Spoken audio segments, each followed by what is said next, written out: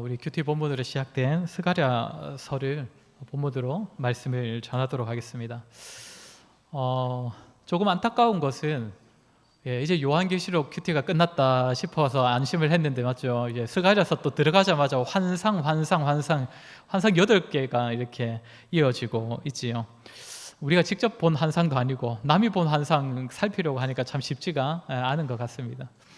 근데 요한계시록을 설교할 때도 말씀드렸던 것처럼 스가랴 역시도 우리가 하나님께서 계시하여 주신 그 환상의 의미를 바르게 안다면 이 역시도 참 우리에게 위로가 되고 좀 소망이 되는 메시지가 그 환상 가운데 담겨 있음을 우리가 발견할 수가 있습니다. 오늘은 이 스가랴서에 대한 전반적인 내용과 또 오늘 본문으로 읽은 이 첫 번째 환상을 가지고 하나님의 말씀을 전하도록 하겠습니다. 오늘 설교할 내용은 크게 두 부분입니다. 먼저는 스가랴서에 대한 이 전반적인 내용을 다루도록 하겠습니다. 스가랴서의 이 전체적인 주제는 1장을 시작하면서 나오는 너희는 내게로 돌아오라라고 할 수 있는데 이 말씀을 중심으로 살피겠습니다. 두 번째로는 첫 번째 환상 가운데에서 확인할 수 있는 메시지입니다. 하나님께서 내게로 돌아오라라고 말씀하시는데 우리가 그러면 어떻게 돌아갈 수가 있는가? 우리가 돌아갈 수 있도록 베푸시는 하나님의 은혜에 대하여서 함께 살피도록 하겠습니다.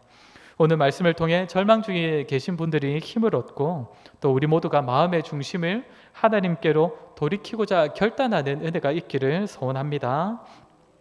먼저는 스가랴서가 어떤 성경인지에 대한 전반적인 말씀을 드리도록 하겠습니다. 스가랴서를 이해하려면 이 스가랴서가 기록된 이 당시의 역사적인 배경을 우리가 조금 이해해야 합니다.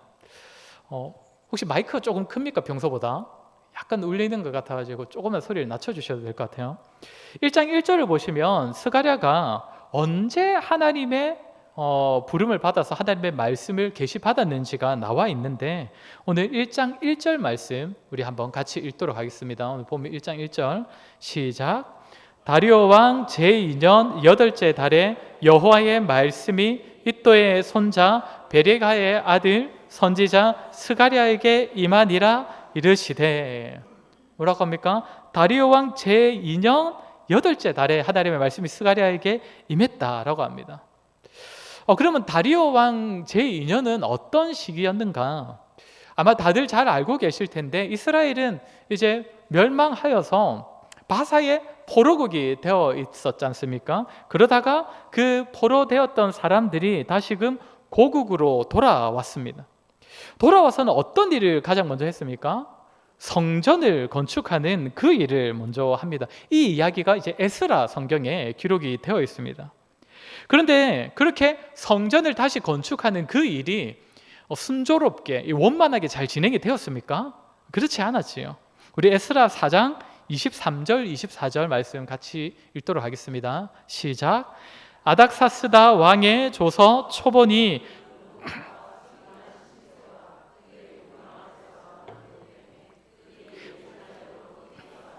유다 사람들을 보고 권력으로 억제하여 그 공사를 그치게 하니 이에 예루살렘에서 하나님의 성전 공사가 바사왕 다리오 제2년까지 중단되니라.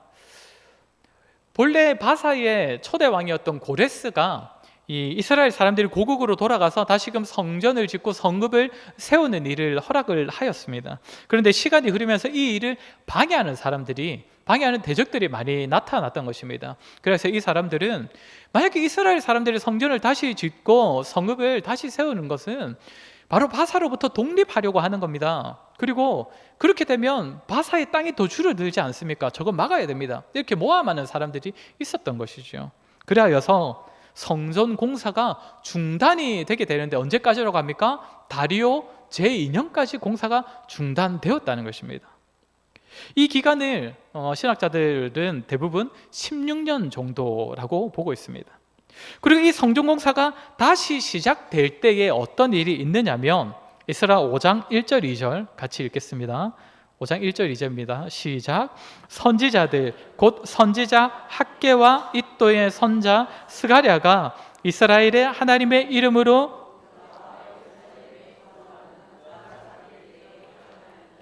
이에 스알디엘의 아들 스룹바벨과 요사닥의 아들 예수아가 일어나 예루살렘에 있던 하나님의 성전을 다시 건축하기 시작하며 하나님의 선지자들이 함께해서 그들을 돕더니 스가랴 학계와 선지자 학계와 스가랴가 유다 사람들에게 예언을 함으로써 이 선지자들이 사람들에게 선포하고 권면하여서 사람들이 다시 성전을 건축하기 시작했다라는 겁니다. 그러니까 우리가 이제 구약 성경 끝에 있는 학계, 스가랴, 이제 말라기 이렇게 끝나지 않습니까? 구약 성경이 그 중에 학계와 스가랴 성경의 내용은 바로 이것입니다. 성전을 다시 건축해야 한다. 이 일을 권면했던 내용이 기록된 것이 학계와 스가랴 성경이라는 것이죠. 그렇게 오늘 우리가 살피는 이 스가랴 성경도 이러한 배경 중에 기록이 되어 있는 것입니다. 성전을 다시 재건하라. 멈추었던 그 성전 공사를 다시 시작하라. 자, 그런데 우리가 다시 한번 여기서 생각해 볼 것은 아까도 말씀드린 것처럼 스가랴를 통해서 지금 하나님께서 가장 먼저 하시는 말씀은 무엇입니까? 내게로 돌아오라인 것이죠. 여호와께로 돌아오라입니다. 스가랴 1장 3절 말씀 우리 같이 읽겠습니다. 스가랴 1장 3절입니다. 시작. 그러므로 너는 그들에게 말하기를 만군의 여호와께서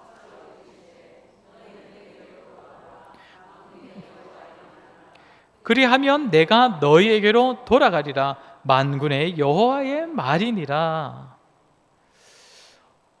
그러면서 이제 하시는 말씀, 너희는 내게로 돌아오라 라고 말씀하시면서 이어서 하시는 말씀은 4절에서 너희는 너희 조상들을 본받지 말라. 너희 조상들은 내 말을 듣지 않았고 내게 귀를 기울이지 아니하였다 라고 말을 합니다. 이 말은 어떤 말이겠습니까? 현재 이 이스라엘도, 현재 이 백성들도 그들의 조상과 다를 바 없이 아직 나에게 돌아오지 않았다, 이 말을 하는 것 아니겠습니까? 그런데 생각을 해보면 지금 현재 이 이스라엘 백성들은 어떤 자들이겠습니까?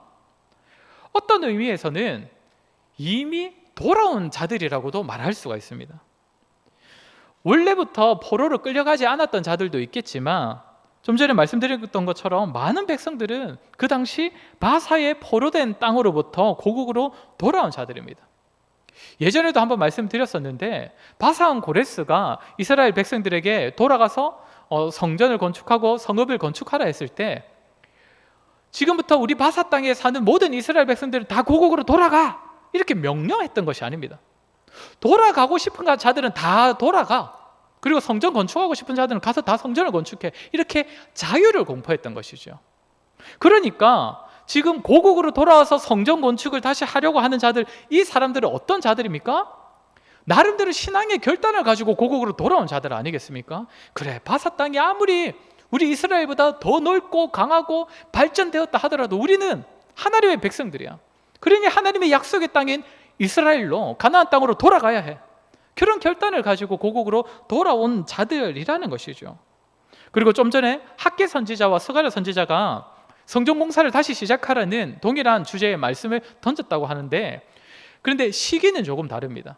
학계 1장을 보면 학계는 다리오 왕 제2년 6째 달에 하나님의 계시를 받았다라고 하고 있고, 스가랴는 다리오 왕 2년 8째 달에 계시를 받았다라고 되어 있습니다. 그러니까 2달 정도의 차이가 있는 것이죠. 그러니까 학계 선지자가 이미 우리는 성전 공사를 다시 시작해야 돼 라고 해서 사람들은 아마도 대부분이 그럼 다시 성전 공사를 하자 라고 하면서 성전 공사에 이미 돌입을 했을 것입니다. 그리고 그 2달이 지나서 스가랴가 이제 계시를 받아 하나님의 말씀을 전하기 시작하는데 너희는 내게로 돌아오라 라고 말하고 있다는 것입니다. 성전 공사를 이미 시작했는데 어떤 의미겠습니까? 성전 공사를 다시 세우는 일을 시작하였지만, 더 넓게 보자면 바사 땅에서 고국으로 다시 돌아왔지만 이들은 사실상 하나님께로 아직 돌아온 자들이 아니라는 것입니다. 겉으로 볼 때는 이제는 그들이 거하고 있는 위치가 바사 땅이 아니라 가나안 땅이고, 그들이 하고 있는 일은 이제는 성전을 다시 건축하는 그 일을 하고 있지만 단지 그것이 여호와께로 돌아온 모습이 아니라는 것입니다. 하나님 보시기에는 여전히 돌아와야 할 자들이라는 것이죠. 생각을 해보면 당시 이스라엘 백성들은 성전을 다시 세우는 그 일에 굉장히 회의적이었을 것입니다. 물론 기쁨으로 감당하는 사람도 있었을 것이지만 많은 사람들은 그렇지 않았을 것입니다. 어느 정도 필요하다는 것은 알고 또 선지자들이 저렇게 정말 몽도가 외치고 있으니 다시 성전을 짓는 일을 시작은 했지만 이 일을 우리가 꼭 해야 하는 것인가? 지난 16년 동안 우리가 성전 공사를 멈추었을 때 성전 공사 하지 않았다고 해서 나라가 망했던 것도 아니고, 그리고 학기 선지자 통해서 우리가 성전 공사를 다시 시작했는데 지난 2달 동안 우리의 형편이 좀 더 나아진 것도 없으니 오히려 대적들의 방해가 시작될 수도 있으니, 게다가 우리가 지금 짓고 있는 이 성전을 아무리 잘 지어봐도 옛날에 그 솔로몬이 지었던 성전과 비교하면 정말 형편없을 것인데,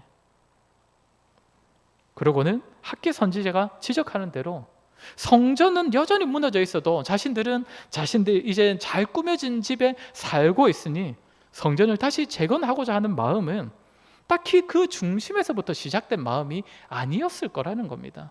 그저 지어야 된다고 하니 짓고는 있지만 마음에서부터 일어난 신앙적인 결단에서부터 시작된 모습이 아니라는 것이죠. 그러니 하나님께서 스가랴를 통해서 너희는 내게로 돌아오라.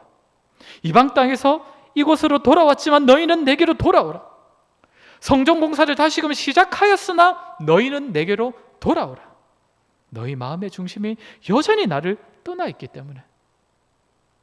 성전을 다시 세우고는 있지만 성전 중심의 신앙생활, 성전 중심의 예배생활 하는 것에는 전혀 마음이 없는 너희들이기 때문에 너희는 내게로 돌아오라고 스가랴를 통해서 하나님께서 요구하고 계시다는 것입니다. 사랑하는 성도 여러분, 우리의 모습도 한번 돌아보아야 할 것입니다.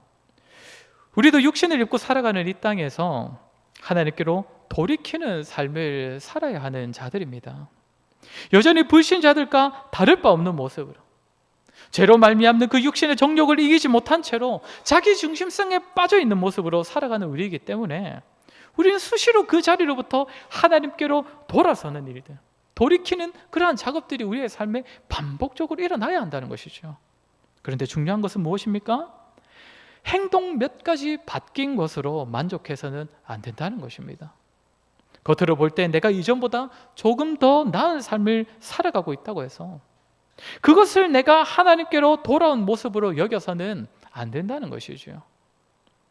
말씀의 지식이 자라는 것은 너무 중요하지만 이전보다 내가 이제 성경에서 아는 것이 많아졌다고 해서 공예배와 여러 가지 교회의 공적 모임에 참여하는 것이 너무나 중요하지만 내가 참석하는 예배와 모임이 이전보다 많아졌다고 해서 내가 내는 헌금이 이전보다 더 많아지고 헌금 생활이 안정적이게 되었다고 해서 신앙 경력이 쌓이면서 감당하는 직분, 섬기는 자리가 더 많아졌다고 해서 그것이 반드시 우리가 하나님께로 돌아선 모습이나, 물론 맞을 수도 있지만 그것이 우리가 하나님께로 돌아섰음을 보증해 주는 확실한 증거는 아니라는 것입니다.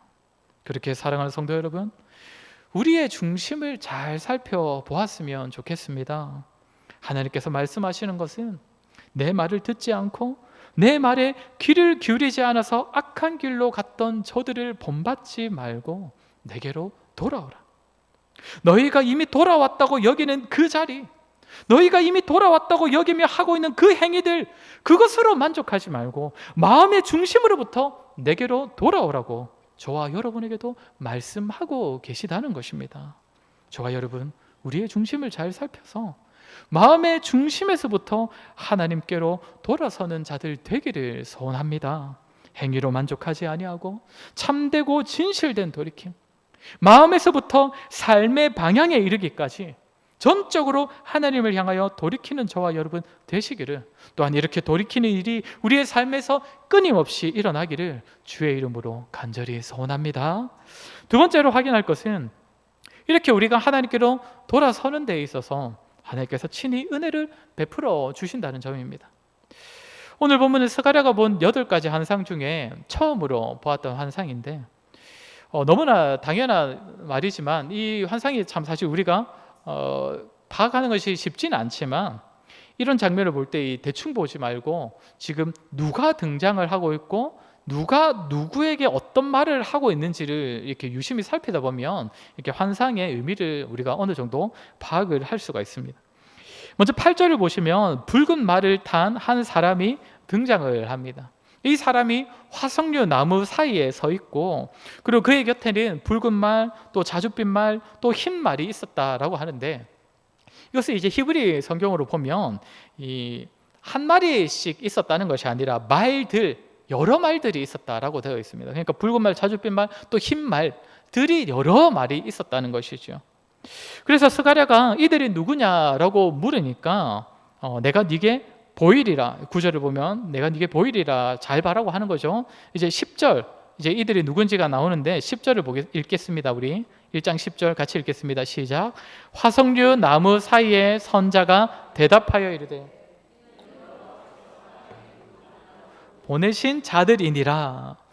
그러니까 하나님께서 온 땅을 살피도록 보내신 존재들이라는 것이죠. 그러니까 천사 같은 그런 존재들을 의미하는 것입니다. 그런 존재들인데, 내용을 계속 보면 이 자들이 전국을 이제 하나님의 명에 따라서 두루 다녀 보고선 이제 돌아와서 이 화석류 나무 사이에 서 있는 그 사람에게 보고를 하는데, 붉은 말 탄 자에게 보고를 합니다. 11절부터 보면 나오는데, 11절부터는 이제 이 붉은 말을 탄 이 사람을 여호와의 천사라고 지칭을 하고 있습니다. 이 여호와의 천사에게 순찰한 자들이 뭐라고 보고를 하느냐면, 우리 11절 말씀 같이 읽겠습니다. 시작. 그들이 화석류 나무 사이에 선 여호와의 천사에게 말하되 우리가 땅에 두루 다녀보니 온 땅이 평안하고 조용하더이다 하더라. 뭐라고 합니까? 이 순찰하는 존재인 이들이 순찰해서 돌아다녀 보니까 어떠한 겁니까? 온 땅이 평안합니다. 조용합니다. 이렇게 천사에게 보고를 했다는 것이죠. 좋은 보고입니까? 나쁜 보고입니까? 이 말 자체로 보면 좋은 보고이지요. 그런데 이 보고를 들은 이 붉은 말을 타고 있었던 이 사람, 여호와의 천사가 하나님께 뭐라고 간구를 하느냐면, 12절도 우리 같이 읽도록 하겠습니다. 시작. 여호와의 천사가 대답하여 이르되 만군의 여호와여, 여호와께서 언제까지 예루살렘과 유다 성읍들을 불쌍히 여기지 아니하시려 하나이까? 이를 노하신 지 70년이 되었나이다 하매. 하나님, 언제까지 예루살렘과 유다 성읍을 불쌍히 여기지 아니하실 것입니까? 이 말로 반응을 한다는 것이죠. 그러면 앞에서 온 땅이 평안하고 조용합니다 라고 했던 이 보고는 좋은 게 됩니까? 안 좋은 게 됩니까? 안 좋은 보고가 되는 것이죠. 여기서 말하는 온 땅은 사실 그 당시에 온 땅으로 불리기도 했었던 바사 제국을 말하는 겁니다. 그러니까 바사 제국을 돌아다녀 보니 조용하고 평안합니다. 그러니 이 천사가 하나님께 말하는 것이지요. 아니, 언제까지 이 백성들을 유다 백성들을 불쌍히 여기지 아니하시겠습니까? 실제로 바사 왕 다리오가 다스리던 그때에는 페르시아 역사상 거의 최고로 평안하던 때였다라고 합니다. 바사가 워낙 큰 나라고 여러 나라를 지배하고 있다 보니까 크고 작은 반란이 끊이지 않았는데, 이 다리오 왕 때만큼은 그 모든 반란을 다 진압했던, 그래서 나라가 정말로 평안하고 조용하던 때였다라고 그렇게 알려집니다. 그러니 이 보고를 들은 천사의 마음이 오히려 더 불편한 것입니다. 이스라엘을 위해서는, 하나님, 이스라엘을 위해서는 저 바사 땅이 조용하고 평안하면 안 될 것 같은데, 이전에 일어났던 반란이 더 크게 일어나고 분열도 일어나고 어지러워져야 할 것 같은데 그렇지 않으니 너무나 답답한 겁니다. 그런데 이러한 상황은 단지 천사만의 답답함이 아니라 당시 이스라엘 백성에게도 최대의 걸림돌이 되었었습니다. 좀 전에 말씀드린 것처럼 이스라엘은 바사에서 고국으로 오는 것만이 아니라, 성전만 다시 짓는 것만이 아니라 마음의 중심이 하나님께로 돌아서야 진정으로 하나님께 돌아서는 것이 되는데, 그리해야 하는데 지금 자신들의 눈에 들어오는 것이 무엇입니까?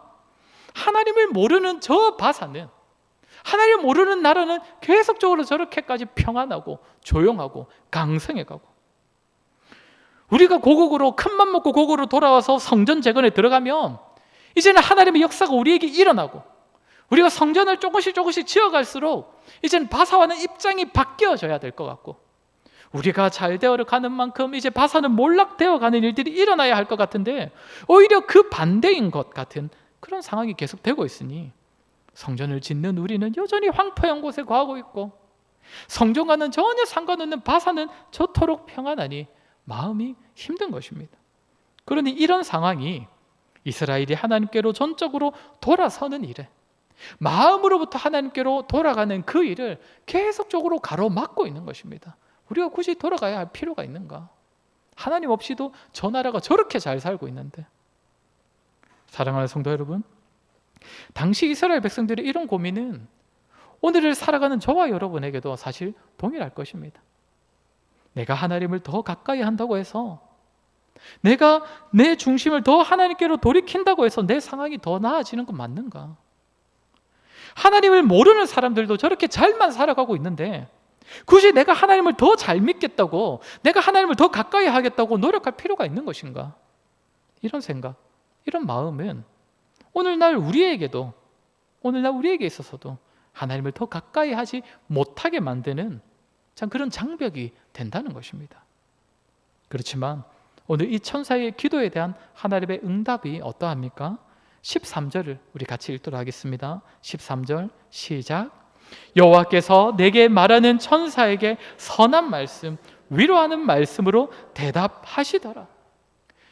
이스라엘을 불쌍히 여겨달라는 기도에 하나님께서는 선하고 위로가 되는 말씀으로 응답하셨다라고 합니다. 어찌 보면 천사가 하나님 이들을 불쌍히 여겨주십시오라고 했던 기도는 정말 정확한 기도였을 것입니다. 앞에서 보았던 것처럼 사실 이스라엘 백성들은 여전히 하나님께 돌아서지 못하고 있기 때문입니다. 눈에 보이는 현상에 휘둘려서 바사에서 살던 옛 습성 때문에 고국으로 돌아와서 성전을 짓고는 있지만 사실 전적으로 하나님께 돌이키지는 못하고 있습니다. 그럼에도 하나님께서는 이들을 불쌍히 여겨달라고 기도하는 그 천사에게 선하고 위로가 되는 말씀을 전해주신다는 것이죠. 그러면서 하나님께서 대답하시는 말씀이 이제 천사를 통해 스가랴에게 전해지고 있는데 14절을 같이 읽도록 하겠습니다. 오늘 보면 14절입니다.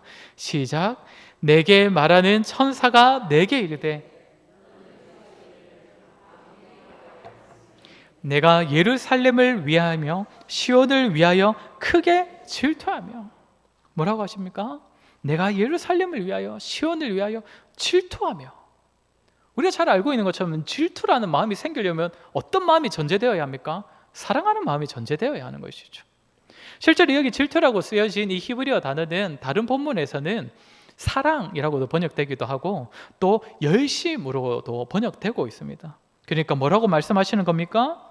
분명 현재 이스라엘의 황폐한 상황은 이스라엘의 죄로 말미암은 하나님의 징벌의 결과이지만 하나님께서는 여전히 내가 이스라엘을 사랑한다, 내가 여전히 이스라엘을 향한 나의 열심을 가지고 있다라고 말씀해 주시는 것입니다.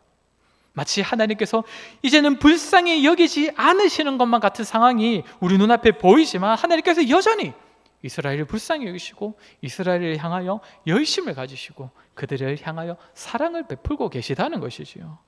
그리고는 15절도 읽겠습니다. 15절 말씀입니다. 시작. 안일한 여러 나라들 때문에 심히 진노하나니 나는 조금 노하였거늘 그들은 힘을 내어 고난을 더하였음이라. 하나님께서 죄지은 이스라엘을 심판하실 때, 벌하실 때에 항상 주변에 강대국을 사용하셨습니다. 바벨론이든 바사든 하나님께서 이스라엘을 벌하시는 도구였는데 문제는 이들이 하나님께서 원하시는 그 수준보다 그 이상으로 이스라엘을 괴롭히고 이스라엘에게 고난을 더하였던 것입니다. 그래서 하나님께서는 이제 하나님의 진노가 어디를 향한다는 겁니까? 그 나라들을 향하고 있다는 것이죠. 그러니 그 나라들은 지금은 사람들이 볼 때에 평안해 보이고 조용해 보이고 너무나 잘 나가는 것 같아 보이더라도 그들은 사실상 하나님의 진노의 대상이라는 것입니다. 그리고 16절도 같이 읽도록 하겠습니다. 16절 시작. 그러므로 여호와가 이처럼 말하노라.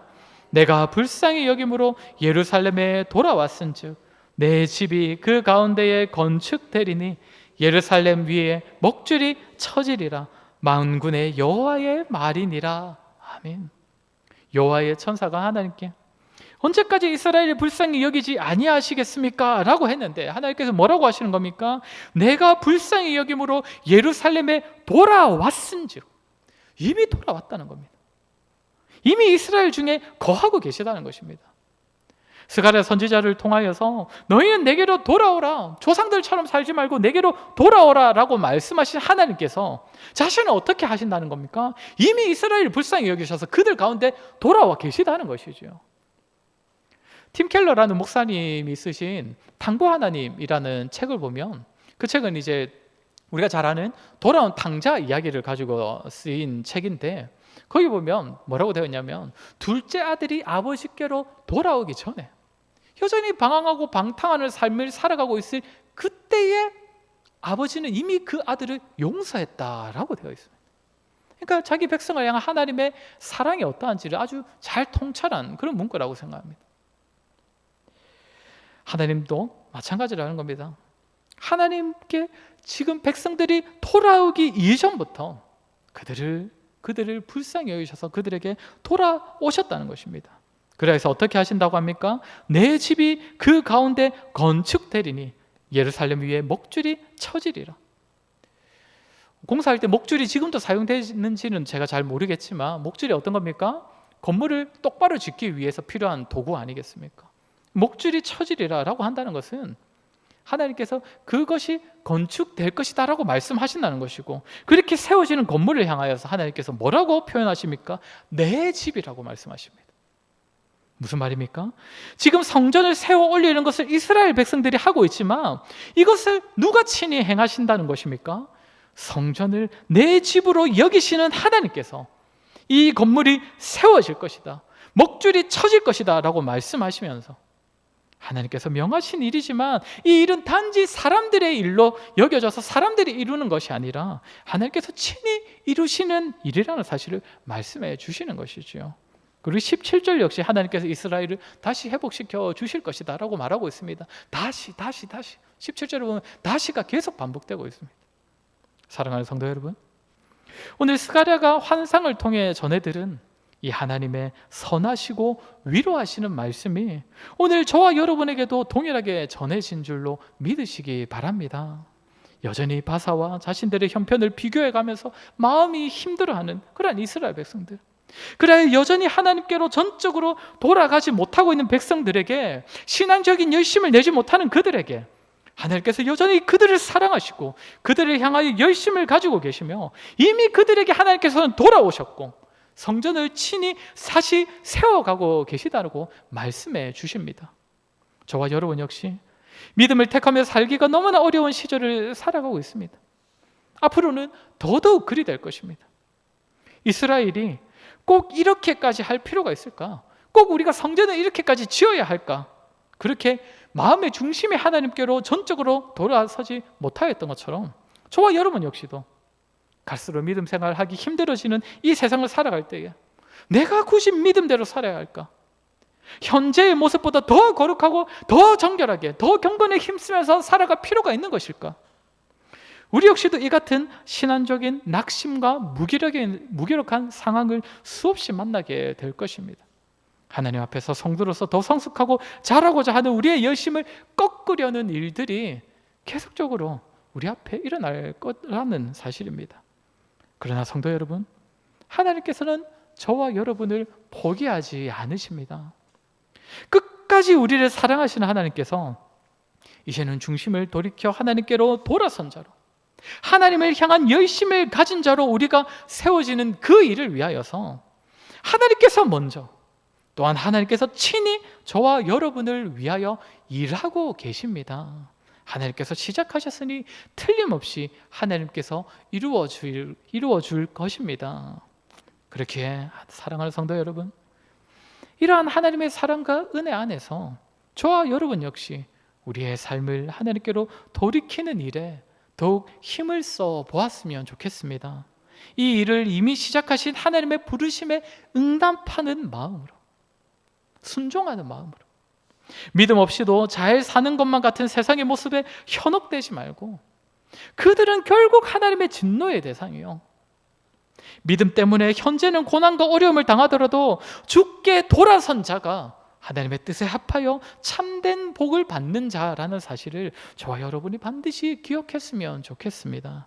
그래야 저와 여러분, 믿음을 선택하기 힘든 그 어떤 어려운 순간을 만나더라도 하나님을 향하여 돌아서는 일을 방해하는 세상의 유혹 앞에서도 낙심하지 아니하고 무기력에 빠지지 아니하고 우리를 자라게 하시는 일에 우리보다 앞서가시고 우리보다 더 큰 열심으로 일하시는 하나님을 의지하셔서 날마다 자라고 변화되는, 그렇게 하나님을 더욱 가까이 하고 날마다 하나님께 돌아서는 저와 여러분 되기를 주의 이름으로 간절히 소원합니다. 우리 이 시간 같이 말씀을 기억하며 같이 기도했으면 좋겠습니다. 정말 마음의 중심이 하나님께로 돌아서는 자가 되었으면 좋겠습니다. 돌아서게 해달라고 같이 기도했으면 좋겠습니다. 하나님을 믿는 믿음과 하나님을 향한 열심으로 사는 것보다 정말 이 세상이 더 잘 살고 더 큰 평안을 가져다 주는 것 같지만 그들의 결국은 하나님의 진노로 인한 멸망이고 하나님께 돌아서도록 요청받고 있는 우리가 더욱 크고 참된 복과 영원한 평안을 약속받은 자들입니다. 그 사실을 기억하며 우리 이 시간 기도할 때 하나님 믿음 더하여 주셔서 세상의 방식과 세상의 흐름에 휩쓸리지 아니하고 세상이 말하는 평안에 현혹되지 아니하고 오직 하나님을 더욱 가까이 하는 자가 되게 하여 주시옵소서. 단지 행동 하나의 의미를 두는 것이 아니라 마음에서부터 전적으로 하나님을 향하고 하나님께로 돌아선 우리가 되어서 우리를 자라게 하시고 우리를 변화시키시고 세우시는 하나님의 열심에 우리 역시 기쁨으로 반응하며 동참하는 삶을 살아가게 하여 주시옵소서. 날마다 더욱 하나님을 가까이 하는 자 되게 하여 주시옵소서. 우리 시간에 들은 말씀을 기억하며 같이 기도하도록 하겠습니다. 기도하겠습니다.